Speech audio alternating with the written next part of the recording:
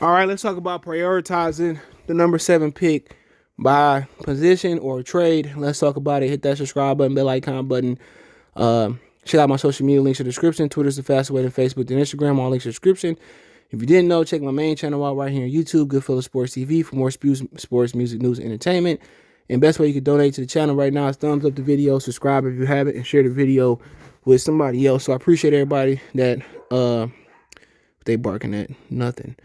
I appreciate everybody for checking out the channel and supporting us. But, we had a debate live stream yesterday. If you missed it, check it out. It's still in the archives. That, prioritizing the number 7 pick. As far as position. Okay, let's start off with position. We talk about trade letter. Some people say, all right, we starting over. We need a quarterback. Some people say we starting over. Well, we need to support Jared Goff with a receiver, offensive lineman. Some people may say corner, safety, linebacker, interior lineman, it's so on, right? But when you think about it, they can keep Jared Goff for 2 years. They can keep Jared Goff this year. Nobody barking at. They can keep Jared Goff this year and cut him before his roster bonus next year and be good to go. If we kind of talking about the quarterback, and I see things from multiple viewpoints. If we talking about the quarterback, next year you can get you a quarterback. But then the argument there is, will you be high enough to trade up to get a quarterback next year with Jared Goff? Jared Goff is going to be, if he's healthy, 8-8, 9-7, 5-11, 6-10. 4. We was 5-11 this year. That wasn't good enough.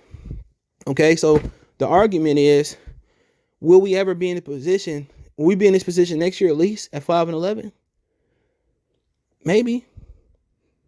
Or do we move up for Zach Wilson with the picks we got, which may cost, if it's not a second round pick this year or third this year, it's going to cost the 2 rounds pick. It's probably the 3rd rounds pick. It's probably going to cost you one of the Lions picks next year. Okay. And then really, when you talk about those Rams picks, what if Matt Stafford injured himself over there or something happened with the Rams where they got the number 1 pick or a top 5 pick next year? So, taking the quarterback, if it falls to your lap, why not? But guess what? We not in a situation where, we got Joey Harrington or Jeff Garcia or older Dante Culpepper. No, we got Jared Goff. He's 26 years old. We can put hope in Jared Goff. You can say he trash or whatever, but guess what? He only been in 2 systems. Jeff Fisher's system and Sean McVay's system. So to me, when you talk about weakness on the team, if Zach Wilson failed to me or Trevor Lawrence failed to me, or if I like Mac Jones or I like Trey Lance, if I like Kellen Mond, if I like Tress, if I like somebody else, cool. I can develop them for the next year or 2, possibly 3 years behind Jared Goff.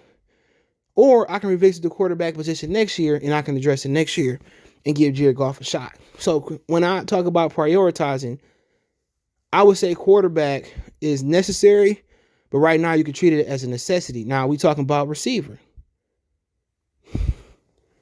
When you're talking about receiver, okay, you look at the roster. You believe in Quintez Cephas, had some flashes last year when he played. You believe in Tyrell Williams coming off an injury. Rashad Perriman, always injured. So really, you got 3 question marks at receiver, and the one I feel more comfortable with, if you had to tell me what receiver I feel more comfortable with at his position, the X, the Z, or the slot, I feel more comfortable with Quintez Cephas in the slot. Because I've seen Cephas been, I think he's going to make the next jump, right? Even with that Wisconsin stuff behind him.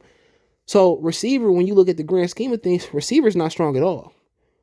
If we talking about upgrading Jared Goff and not jumping to conclusions, which we shouldn't, and I shouldn't, I think supporting Jared Goff is the most important thing. People say defense gave up a ton of points, but then again, when you have an offense that's not scoring, you got an offense that's not moving the chains, you got an offense that's going 3 and out, you got a quarterback that's turning the ball over, you got guys that's dropping the ball, you got quarterbacks that's missing passes. Of course the defense is going to be sad, but the defense won games. Before the injuries, the defense was holding Mitchell Trubisky down. That's a fact. Under a defensive coordinator, that defense was vanilla. Okay? You talking about the second Chicago game. They won that. They won that with a sack. Talking about the Arizona Cardinal game, Kelly Galladay was very, very important, but so was the defense. So the defense won some games, and I think it go hand in hand. When you talking about the defense, when Stafford turned the ball over, and then also you talking about Matt Patricia not being a little bit exotic and disguising and calling blitzes and making people bail out and bail out of blitzes, there were people talking, well, the defense sucked. Well, the coordinator sucked. Okay? It really did. So people said the offense sucked. I don't care. Well, the stats said the Lions had a top 10 passing or offense. Well, if you can watch the game, we know for a fact the Lions didn't have a top 10 passing game. We know for a fact a lot of those touchdowns and yardage came in garbage time. We've been watching it for 12 years. You know, that's a fact. So people say, well, the offense is not that good. It wasn't. Now, if you put Kenny Galladay there this year, he healthy, maybe. I think they make the playoffs. They beat Chicago. They beat Minnesota the first game. So right in there, the sweep of Chicago, guess what? They in the playoffs. That's how big the difference wasn't that big for the Lions making the playoffs, especially with the extra spot. You know? So everybody's talking about the defense ranked last, this and that. But we know for sure the defense won games last year. We know for a fact the defense didn't really have a coordinator or a conductor that was going to get the most out the defense. Playing the man and not rushing nobody, you know, you're not going to have results. Even if you're playing in Madden, you're not going to have results. So when you're talking about defense, think about it. You got Jamie Collins, you got Tavai, you got Tracy Walker, you got two good cornerbacks in Aurarie and Jeff Okuda's going to step up this year, I believe. You got 1,000 edge rushers. Brian, the Okora brothers, Trey Flowers, they didn't cut him, Charles Harris. So when you looking at this team, the biggest weakness in this team is right up the middle, defensively. It's either an interior lineman, which ain't no interior lineman going that high this year. Linebackers that you need ain't going that high. Micah Parsons is just a gadget guy. So if you reach up there and take Zaven Collins, I have no issue with that. But back to receiver. We look at the receiver position. Yes, you can't get mad at it. It's deep. But then again, you know, I think it's going to be you're going to have your pick of the litter. You really are think 3 quarterbacks going to go in the top 3, right? I think Cincinnati going to take offensive lineman.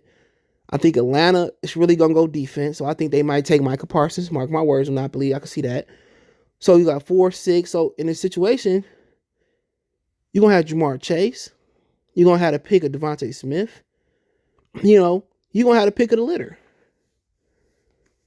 Why not? If you can get the best receiver in the class, why not? So I'm going to be mad at the receiver. Then you keep going down. Offensive lineman, can't get mad at that neither. Rashawn Slater. You move down to take Elijah Vera-Tucker and move Big V to right tackle again. Who can get mad at that? You're going to have a healthy Big V this year. So you look at it, all right, you can't get mad at right tackle. You solidify. Even if you wait to the second round and take Alex Leatherwood, you solidify the right side of your offensive line. Suffer with. The offensive line is ready. And even if Big V don't step up in the next couple of years, you still got the kid you got last year, out of was it Memphis or Kentucky, Stenberger. You still got him. You still got Terrell Crosby. So you still got guys behind them. So can I get mad if they solidified the offensive line, even if it's with a guard?